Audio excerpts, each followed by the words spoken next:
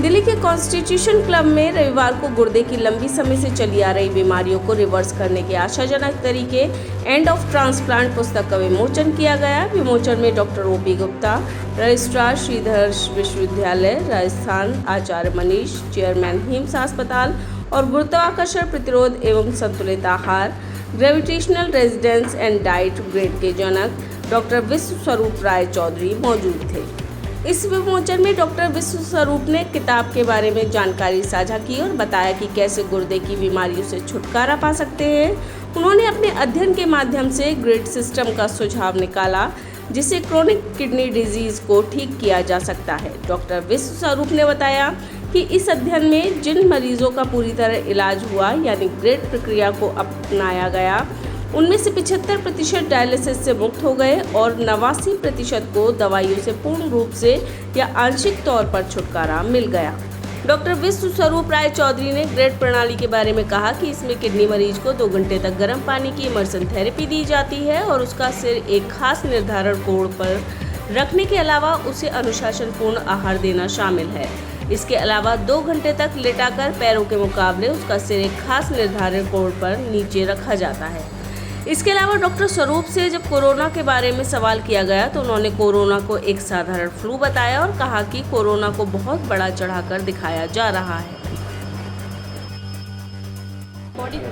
इस समय हमारे साथ एंड ऑफ ट्रांसप्लांट बुक के ऑथर डॉक्टर स्वरूप चौधरी जी। सर, आपने अपनी पूरी प्रेस कॉन्फ्रेंस में एक बात कही कि जो कोविड है वो फ्लू है, लेकिन जो पिछले 2 साल में जो डेथ रेट हुई हैं all over the world not India, तो उनको एक फ्लू की डेथ देखते हैं, किसी और वजह देखते हैं, बिजनेस के लिए उनको मारा गया है, इस तरीके से देखते हैं। देखिए, आप 2 बातें हैं। फ्लू से हर साल डेथ होता है, सभी को पता है।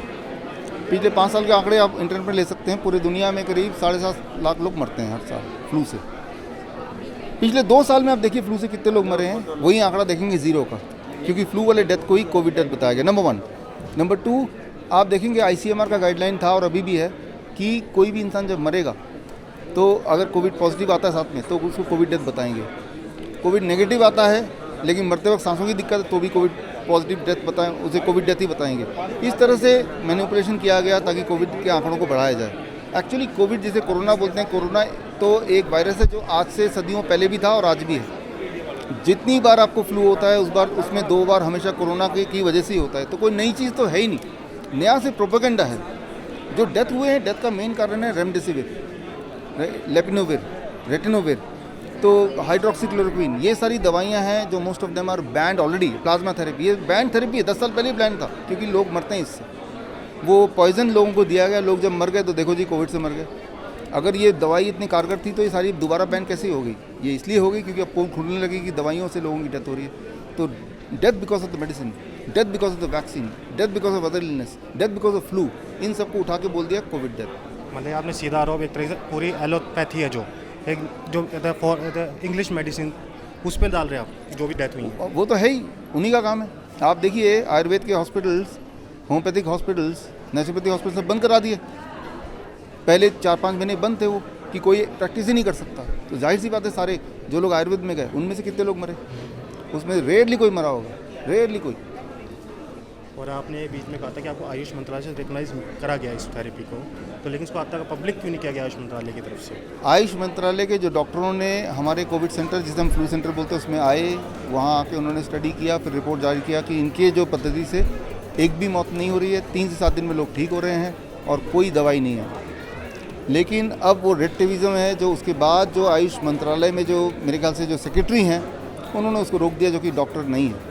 तो मैं तो यही सस्पेक्ट करता हूँ कि वही वैक्सीन कंपनी जहाँ से पैसा आता है उन्हीं की चलती है, नहीं तो कोई वजह नहीं है कि एक थेरेपी जो लोग घर पे कर सकते हैं, बिना पैसे के कर सकते हैं, और उनके आयुष मंत्रालय ने खुद ही इसको रिकमेंड किया और खुद ही उस पर रोक लगा दी। धन्यवाद। वहीं आचार्य मनीष जी ने कहा कि हमें रोकने का प्रयास किया जा रहा है, हमारे खिलाफ आए दिन FIR फाइल की जा रही है, कुछ एक खास लॉबी के द्वारा।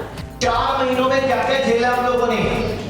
अनाउंस की लेटर पहुंच जाती है SP के पास, अनाउंस कोई नाम ही नहीं है, एक पहुंच जाती है डीएसपी के पास, वही कंप्लेंट एमसीआई में पहुंच जाती है, वही कंप्लेंट आयुर्वेदिक काउंसिल को पहुंच जाती है, आयुष डिपार्टमेंट को पहुंच जाती है। तो मैंने बीआरसी सर को बोल रहा आप टेंशन मत लो, मैं संभाल रहा हूं सब। तो हर जगह जाना, पेश होना, और आप हैरान होंगे हर जगह पे जब कंप्लेंट पूछता हूं किसने की है, मेल आई है, मेल में क्या लिखा हुआ है, हिम्स में मरीज मर रहे हैं, कृपया रोका जाए।